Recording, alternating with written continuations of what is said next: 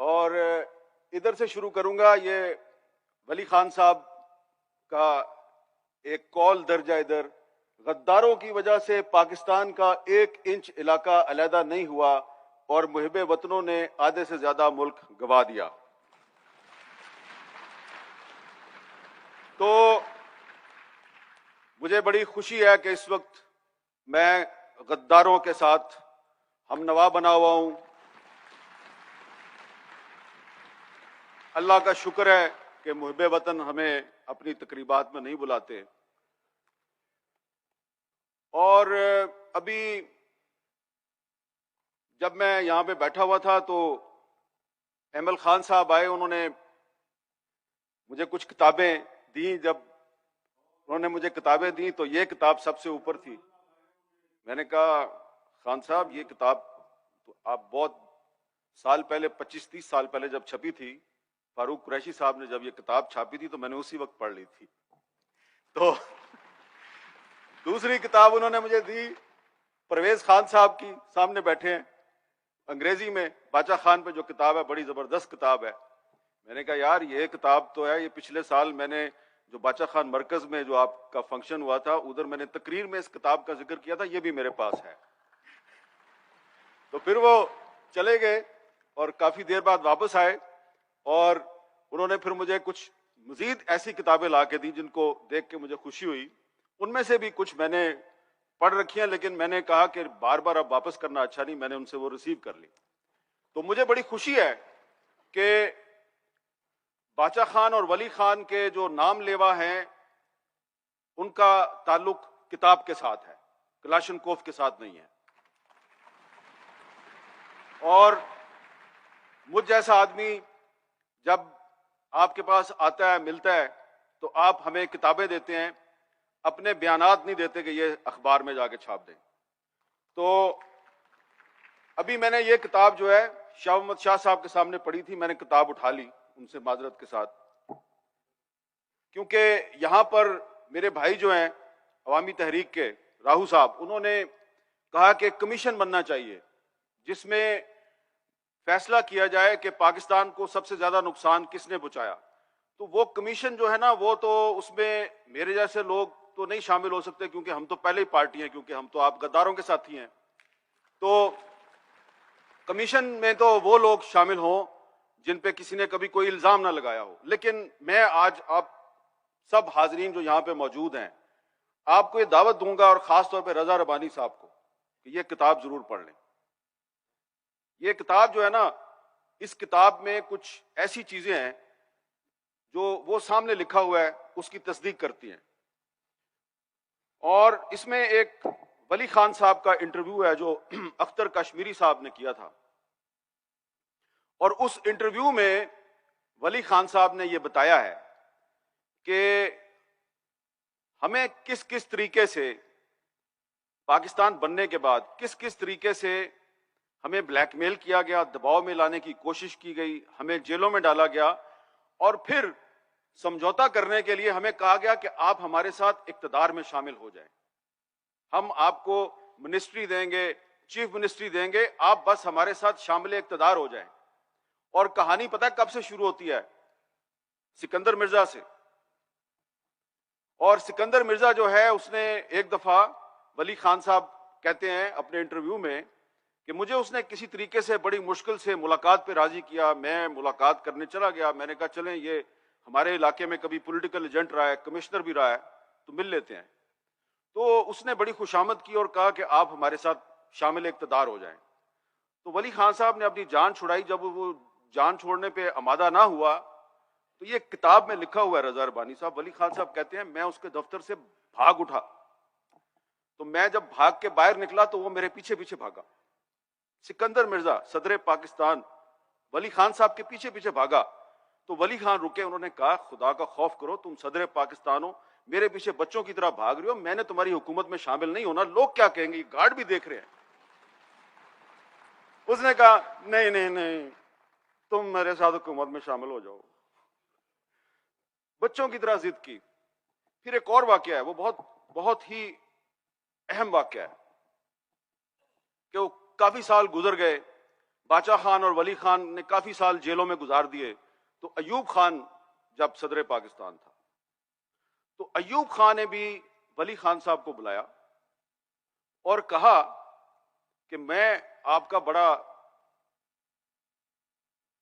Fan ہوں، آپ کو میں بڑا پسند کرتا ہوں، آپ کی ذہانت کا بڑا قائل ہوں، مجھے آپ کی مدد چاہیے۔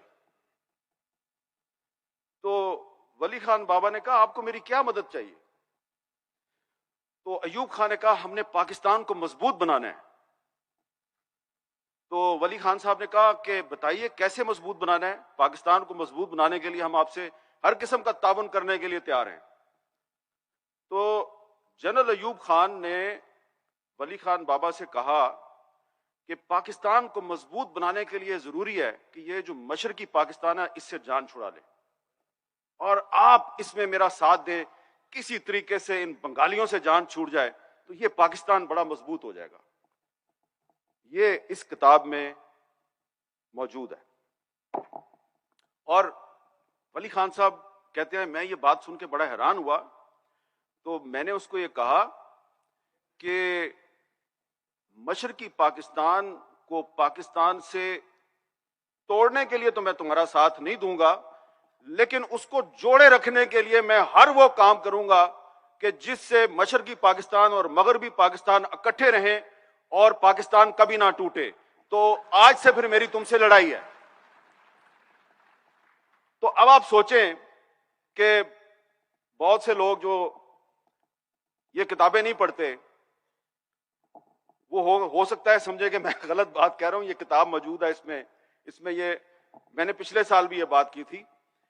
تو ہو سکتا ہے کہ اب ایوب خان صاحب کی اولاد ابھی بھی سیاست میں ہے۔ میں نے پچھلے سال بھی کہا تھا اس کی تردید کرو، کسی نے تردید نہیں کی۔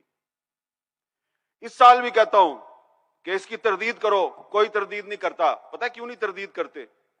کیونکہ ایوب خان نے یہ بات صرف ولی خان صاحب سے نہیں کی تھی، اس نے اور بھی بہت جگہ یہ بات کی، اور وہ بات جو ہے وہ تاریخ کے ریکارڈ کا حصہ ہے۔ اور اگر کبھی کوئی کمیشن بنا تو ہم اس کمیشن کو وہ ہسٹوریکل ایویڈنس دیں گے کہ جو بات ایوب خان نے ولی خان سے کی وہی بات ایوب خان نے اپنے وزیر قانون جسٹس منیر کے ساتھ کی، اور جسٹس منیر نے بھی وہ بات اپنی کتاب فرام جناح ٹو ضیاء میں لکھ دی ہے کہ صدر پاکستان نے مجھے بلایا، یعنی وزیر قانون کو بلایا، اور کہا کہ میں تمہیں ایک ٹاسک دے رہا ہوں۔ انہوں نے کہا جی بتائیے۔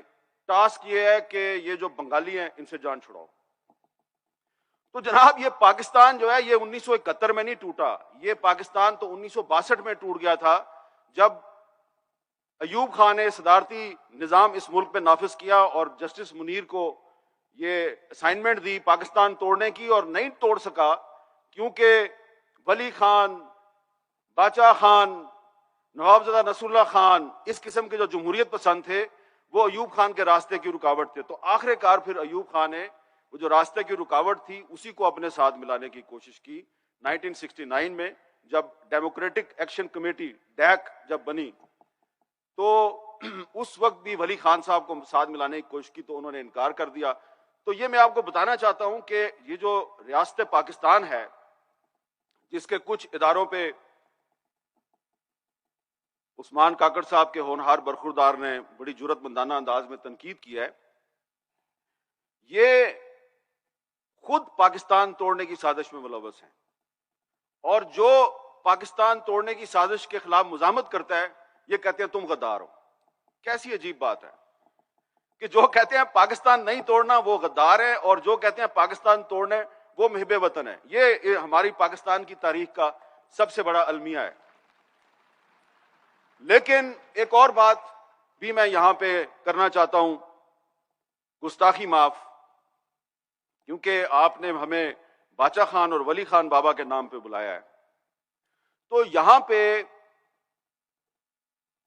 ہمیں آج یہ بھی بات کرنی چاہیے کہ پاکستان میں جمہوری اداروں کی بالادستی ہونی چاہیے، آئین اور قانون کی بالادستی ہونی چاہیے، محکوم اقوام کو ان کے حقوق ملنے چاہیے، اور 1973 کا جو آئین ہے جیسا بھی ہے، جس آئین کو بنانے میں ولی خان صاحب کا بھی کردار ہے، مولانا مفتی محمود کا بھی کردار ہے، ذوالفقار علی بھٹو کا بھی کردار ہے، غوث بخش بزنجو صاحب کا بھی کردار ہے، اس آئین میں جو حقوق دیے گئے ہیں وہ تو کم از کم دینا، لیکن آپ تو وہ حقوق بھی نہیں دیتے۔ تو جو قوتیں پاکستان کے آئین کو پامال کرتی ہیں، آپ ان قوتوں کے ساتھ سودے بازی کر لیتے ہیں۔ تو آج میں یہاں پہ دو مطالبات کروں گا، دو تجاویز یا خواہشات کہہ لیں آپ، ہزاروں خواہشیں ایسی کہ ہر خواہش پہ دم نکلے۔ کیونکہ ابھی جب میں آ رہا تھا تو وزیر خزانہ اسحاق ڈار صاحب نے ایک اعلان کیا ہے، پیٹرول کی قیمت میں 35 روپے فی لیٹر انہوں نے اضافہ کر دیا۔ تو ظاہری بات ہے ابھی حکمران جو ہیں وہ بھی یہاں پہ آئیں گے، وہ بھی آپ سے بہت سی باتیں کریں گے، بہت سے وعدے کریں گے، تو یہ مہنگائی کو تو کنٹرول نہیں کر سکتے، کیونکہ یہ سارے آئی ایم ایف سے ڈکٹیشن لیتے ہیں، خواہ وہ عمران خان ہو، خواہ وہ شہباز شریف ہو، سارے آئی ایم ایف کی چوکھٹ پہ حاضری دیتے ہیں اور آئی ایم ایف کو ہی پاکستان کا نجات دہندہ سمجھتے ہیں۔ لیکن ایک کام آپ کر سکتے ہیں، آپ مہنگائی کو کنٹرول نہیں کر سکتے، لیکن ایک کام تو آپ کر سکتے ہیں کہ یہ ایک آدمی بیٹھا ہوا ہے یہ اسٹیج پہ، اس کا نام ہے رضا ربانی۔ ان صاحب نے 2 سال پہلے سینٹ میں ایک بل پیش کیا تھا کہ یہ جو پاکستان میں لوگوں کو غدار بنانے کا جو قانون ہے، جو انگریزوں نے اس ملک میں نافذ کیا تھا 124A، جو آپ میں سے بہت سے لوگوں پہ لگ چکا ہے، جس کا میں بھی شکار ہو چکا ہوں، تو 124A ختم کیا جائے۔ تو ان کا بل سینٹ نے پاس کر دیا، ایسا ہی ہوا تھا جی۔ پھر وہ بل گیا جی قومی اسمبلی میں، یہی قومی اسمبلی اپنی شہباز شریف صاحب والی، ادھر وہ بل گم ہو گیا، ابھی تک لاپتہ ہے۔ تو میری اس تقریب کی وساطت سے جناب شہباز شریف صاحب سے گزارش ہے کہ حضور والا آپ مہنگائی کو تو ختم نہیں کر سکتے، اور یہ کم از کم 124A کو تو ختم کر دو۔ اس کے لیے کیا کرنا ہے آپ نے؟ وہ جو بل سینٹ نے پاس کیا ہے وہ بل قومی اسمبلی میں آ گیا ہے، قومی اسمبلی کے اسپیکر کو کہنا ہے کہ یہ بل منظور کرو، تو 124A ختم ہو جائے گی، انگریز دور کا سیاہ قانون ختم ہو جائے گا۔ لیکن آپ کو بھی پتہ ہے اور مجھے بھی پتہ ہے یہ نہیں کریں گے۔ اس لیے نہیں کریں گے کہ انہوں نے تو اب وہ فواد چودھری پہ بھی لگا دیا 124A، تو اگر انہوں نے 124A ختم کر دیا تو پھر فواد چودھری کو بڑا فائدہ ہو جائے گا۔ لیکن آپ صرف یہ سوچیں کہ ساری عمر تو آپ نے حکومت میں نہیں رہنا، کبھی نہ کبھی تو آپ نے بھی اپوزیشن میں آنا ہے، تو کل کو پھر فواد چودھری یہی 124A آپ پہ دوبارہ لگا دے گا۔ تو یہ جو ایک کھیل تماشا پاکستان میں چل رہا ہے کہ باچا خان سے آپ شروع ہوئے تھے، اس کو آپ نے بغاوت کے مقدمے میں گرفتار کیا، بات چلتی گئی، حسین شہید سہروردی پہ آئی، پھر اسی مقدمے میں آپ نے بے نظیر بھٹو کو ٹرائی کیا، پھر اسی مقدمے میں نواز شریف صاحب جو ہیں 2 سال پہلے نواز شریف اور مریم نواز دونوں پہ لاہور میں 124A کا مقدمہ قائم ہوا۔ اب آپ نے وہی 124A جو ہے وہ پی ٹی آئی والوں پہ لگانی شروع کر دیا۔ تو فرق کیا رہا آپ میں؟ علی وزیر پہ بھی یہی 124A لگی ہوئی ہے، اور انٹرسٹنگ بات یہ ہے کہ علی وزیر کو 124A میں اندر کرنے میں پیپلز پارٹی اور تحریک انصاف کی جو صوبائی حکومتیں ہیں دونوں ایک پیج پہ رہی ہیں، دونوں نے ایک دوسرے سے تعاون کیا ہے، اور اب 124A کا قانون سینٹ سے پاس ہو کے قومی اسمبلی میں آیا ہوا ہے، تو جو یہ ایک کولیشن گورنمنٹ ہے، مخلوط حکومت، اس نے آنکھیں بند کی ہوئی ہیں۔ تو ایک تو ہماری یہ گزارش ہے کہ یہ 124A کو ختم کریں، اور دوسری گزارش ہے کہ آپ مہنگائی تو ختم نہیں کر سکتے، کچھ ایسے قوانین جو ہے وہ منظور کر لیں کہ اگلے الیکشن میں آپ تھوڑا سا سر اٹھا کے عوام کے پاس جا سکیں۔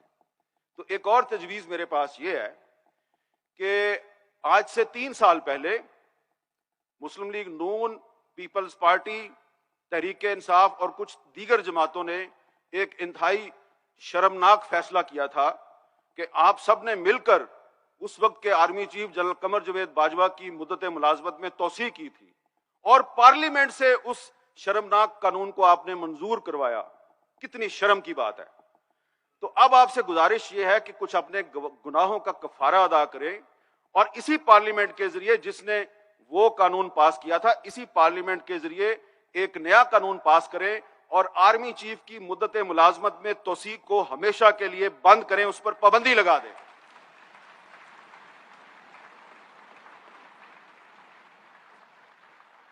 اب صرف میرے پاس فہرست تو بڑی لمبی ہے, ہزاروں خواہشیں ایسی, میں صرف یہ دو ہی خواہشیں جو ہیں, دو ہی مطالبات رکھتا ہوں, کیونکہ اس قومی اسمبلی میں 125 سیٹیں خالی ہیں, اپوزیشن ہے نہیں ہے. آپ نے صرف ایک رضا ربانی کا بل پاس کرنا ہے اور ایک وہ جو پچھلا آپ نے ایک قومی جرم کیا تھا جنرل باجوہ کو خوش کرنے کے لیے, اس کا کفارہ ادا کرنا ہے. اس کے لیے آپ کے پاس مطلوبہ میجورٹی اس ہاؤس میں موجود ہے, صرف آپ نے تھوڑی سی جرت کا مظاہرہ کرنا ہے. دیکھتے ہیں کہ آپ میں یہ جرت ہے یا نہیں. اگر ہاں تو شاید اے این پی مزید کچھ عرصہ آپ کے ساتھ چلے اور ہم خاموش رہیں, لیکن اگر نہیں تو پھر اے این پی بھلے آپ لوگوں کے ساتھ چلے, ہم خاموش نہیں رہیں گے. بہت بہت شکریہ.